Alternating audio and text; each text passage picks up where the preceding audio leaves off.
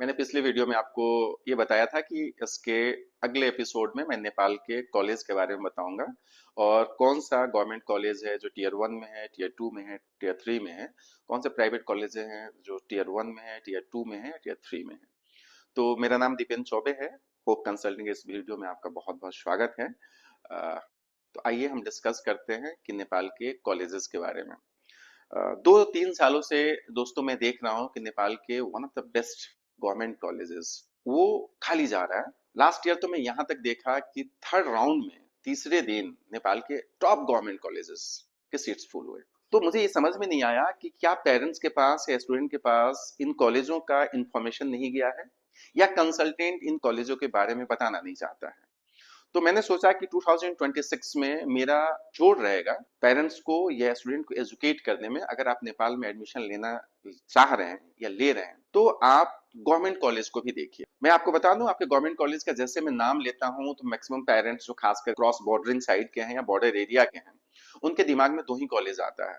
एक आता है आईओएम जो त्रिभुवन यूनिवर्सिटी का अपना हॉस्पिटल है, टीचिंग इंस्टीट्यूशन है, इंस्टीट्यूट ऑफ मेडिकल साइंस। दूसरा आता है BP Koirala institute of health science. एक काठमांडू में है, एक आपको पूर्वी नेपाल के बहुत खूबसूरत जगह है धरान, जो विराटनगर और आपको बागडोगरा बॉर्डर से काफी करीब है। तो उस कॉलेज का जिक्र आता है, लेकिन ऐसा नहीं है। नेपाल में आपको तमाम गवर्नमेंट कॉलेजेस हो गए हैं। खास करके पिछले 3 साल में जब प्रोविंशियल गवर्नमेंट को एक एक अपना हॉस्पिटल्स खोलने के लिए गवर्नमेंट ने अलाउ कर दिया, तो आज के डेट में नेपाल में गवर्नमेंट कॉलेजों की नंबर्स तकरीबन 10 से 12 हो गए हैं। तो अगर गवर्नमेंट कॉलेज की मैं बात करूं कि गवर्नमेंट कॉलेज में आपको पहले प्रायोरिटी में आपको किसको रखना चाहिए, तो मेरा रिकमेंडेशन है कि अगर आपका मार्क्स 200 प्लस है या सिक्योर सीट चाहते हैं तो एग्जाम दे दीजिए अगर 200 से कम है। अगर सिक्योर सीट चाहते हैं नीट के आधार पे, अगर 250 से ऊपर आपका नीट स्कोर है तो इन सब कॉलेजों को आप देखना शुरू कर दीजिए, सर्च करना शुरू कर दीजिए। तो गवर्नमेंट का टीयर 1 जो कॉलेज है वहां पे वो कॉलेज है institute of medical science, Tribhuvan university से एफिलिएटेड है। BP Koirala institute of health science, ये ऑटोनोमस इंस्टीट्यूट है, ये अपना डिग्री खुद देता है, इनका अपना सिलेबस खुद का है। टीयर 1 में ही आपका आर्मी मेडिकल कॉलेज है जो काठमांडू में है। टीयर 1 में ही चौथा जो कॉलेज है वो है Patan academy of health science, ये भी काठमांडू में। कि बीपी कोइराला में 8 सीट है, आईओएम में 8 सीट है।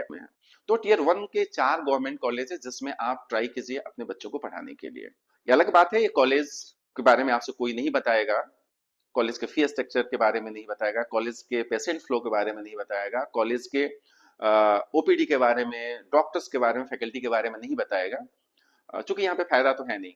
तो ये टीयर 1 गवर्नमेंट कॉलेज। टीयर 2 में अगर आप आते हैं गवर्नमेंट कॉलेज में तो 2 साल पहले, अब तो तीसरा साल हो गया, जनकपुर में एक मदेश इंस्टीट्यूट ऑफ हेल्थ साइंस है, उसको आप कंसीडर कर सकते हैं। पोखरा में पोखरा एकेडमी ऑफ हेल्थ साइंस है, काफी अच्छा है, काफी पेशेंट फ्लो है, बहुत अच्छे फैकल्टीज है वहां पे, उसको आप कंसीडर कर सकते हैं। तीसरा टीयर 2 के तीसरा जो कॉलेज है वो आपको Rapti academy of health science, ये आपको गोरखपुर बॉर्डर से काफी करीब है, सोनौली बॉर्डर से काफी करीब है, इसको आप कंसीडर कर सकते हैं। एक बात ध्यान रखिए, और ये जितने ऑटोनोमस इंस्टीट्यूशंस की जो मैं बात कर रहा हूँ, टीयर 2 में ऑटोनोमस इंस्टीट्यूशन है, मदेश इंस्टीट्यूट ऑटोनोमस है, Pokhara academy of health science autonomous है, इसमें 4-4 सीट्स है।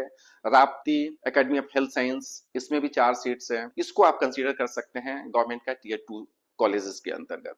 टीयर 3 में जो कॉलेजेस आते हैं गवर्नमेंट का नेपाल में, उसमें आपको जो लास्ट ईयर दिया गया है permission, Madan Bhandari institute of health science, ये हथौड़ा में है।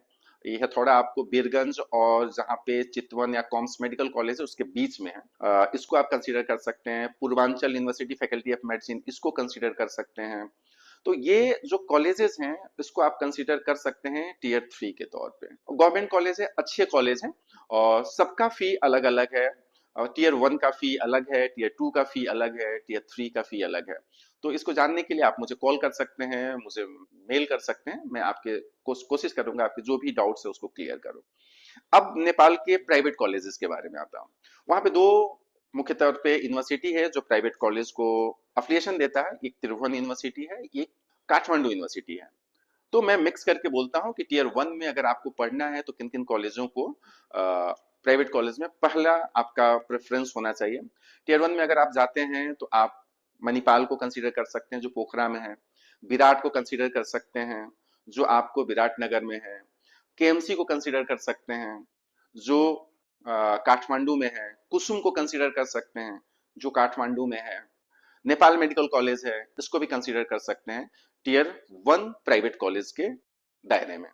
तो ये कॉलेजेस आपको प्राइवेट है। टीयर 2 प्राइवेट कॉलेज में कौन कौन सा आ सकता है?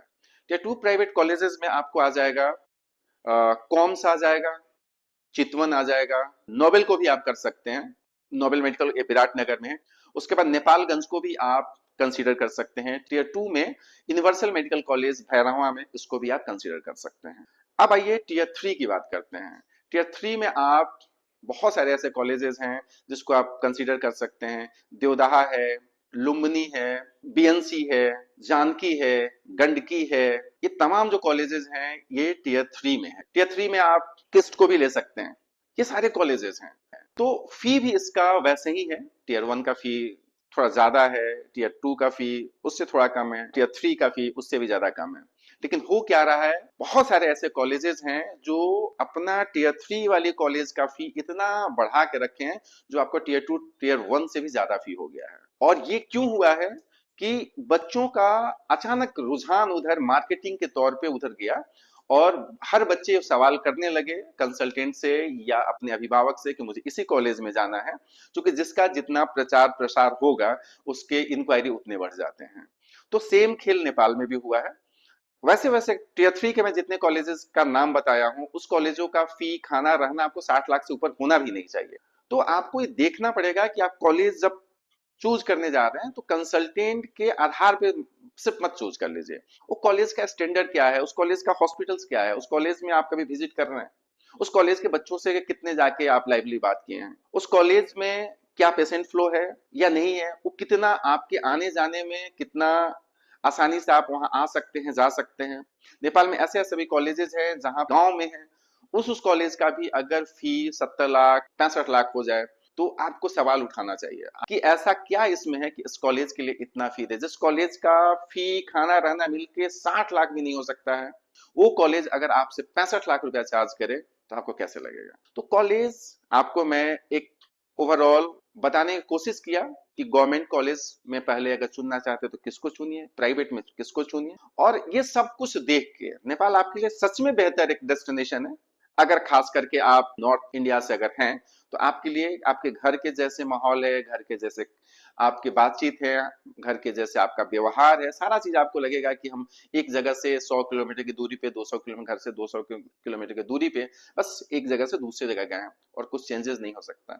सिर्फ नेपाल में ध्यान देने वाली चीज ये है कि आप जिस कॉलेज में पढ़ने जा रहे हैं उस कॉलेज का फी देख लीजिए, वो कॉलेज उतना लायक है या नहीं है। तो इसीलिए मैं सोचा कि इस बार 2026 में इस इंफॉर्मेशन को आपके समक्ष लाएं, आपको बताएं, क्योंकि आप अपने बच्चों के लिए या बच्चे अपने लिए जो कॉलेज ढूंढ रहे हैं उसमें थोड़ा सा उनका क्लियर कंसेप्ट हो, उस कॉलेज के बारे में जाने और सबसे बातें करें, विजिट करें। फिर आप वहां पे प्री बुकिंग अमाउंट देना चाहते हैं या प्री बुकिंग करवाना चाहते हैं तब करवाएं। आपको अगर ये वीडियो अच्छा लगा हो तो शेयर करें, क्योंकि ये इन्फॉर्मेशन जितने पेरेंट्स है, जितने बच्चों के पास जाएगा, इन्फॉर्मेशन उनको मिलेगा। आपने सुना, बहुत बहुत शुक्रिया। नमस्कार।